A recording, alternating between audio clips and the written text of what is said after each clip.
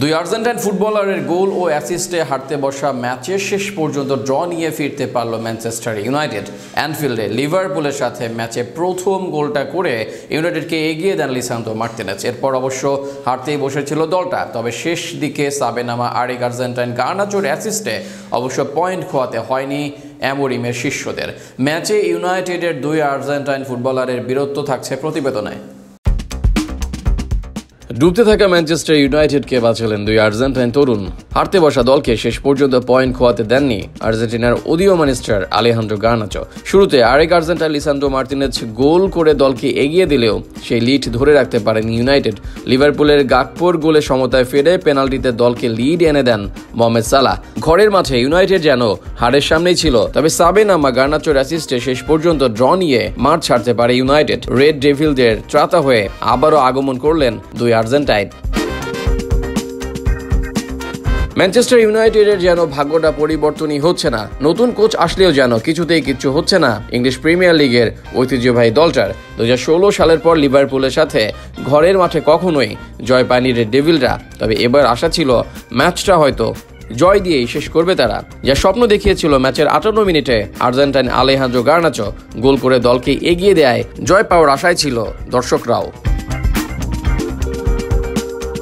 রবিবার রাতে সবশেষ লড়াইয়ে স্কোর লাইন 2-2। শেষ আধ মৌসুমে লিভারপুলের ফর্ম বর্তমানে দুই দলের প্রিমিয়ার লিগ টেবিলে অবস্থান হিসেবে রাখলে ম্যাচটা শেষ করে ম্যান ইউনাইটেডের তৃপ্তির ঢেকুরি তোলার কথা, কিন্তু সেটা হচ্ছে না যেভাবে ম্যাচটা শেষ হলো তার কারণে।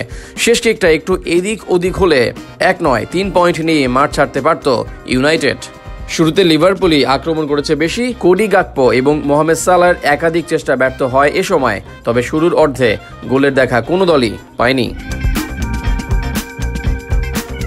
দ্বিতীয়ার্ধে ডেডলকটা ভাঙে ইউনাইটেডই। ব্রুনো ফার্নান্দেজের কাছ থেকে বল পেয়ে মার্টিনেজ এক দুরূহ কোণ থেকে অ্যালিসন বেকারকে ফাঁকি দিয়ে ক্রসবারের নিচ দিয়ে বল জালে পাঠান, তবে এগিয়ে যাওয়ার সেই সুখ ইউনাইটেড খুব বেশিক্ষণ ধরে রাখতে পারেনি। 7 মিনিট পর গাকপোর গোলে সমতা ফেরায় লিভারপুল। মাতিয়াস ডি লিক্টের ভুলের সুযোগ নিয়ে গোলটা করেন ডাচ ফরওয়ার্ড। ডি লিক্ট দ্বিতীয়বারের মতো ভুল করেন একটু পরেই। আলেকজান্ডার আর্নল্ডস ক্রসে হেড করেছিলেন অ্যালেক্সিস ম্যাকঅ্যালিস্টার, তাতে হাত লেগে যায় ডাচ ডিফেন্ডারের। ভিআর দেখে এসে পেনাল্টি দেন referee. Mohamed Salah spot kick থেকে করেন গোল। তখন লিভারপুলের জয়টাকেই ভবিতব্য বলে মনে হচ্ছিল। সেই ধারণা ভুল প্রমাণিত হয় একটু পর। ইউনাইটেড আবারও লড়াই করে ফিরে আসে।